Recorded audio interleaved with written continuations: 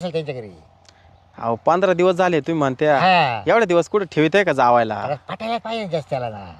हा पोरं तिकडे ठुले आणि हे दोघं नवरा बाई तिकडे आले. तुम्ही पोरीला सांगायचं म्हणावा निघा तुम्ही तुमच्या घरी. याच पोरीला सांगितलं पण पोरं मध्ये तो जर डळत नाही तर मी काय करू.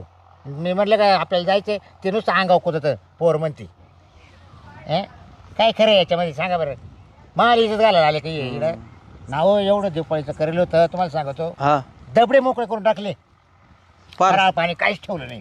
सांगा एवढा रुपयाचा बाजार करून एवढं मी रेडीमेड बनवून आणलं आणि एवढंच संपू टाकलं यांनी.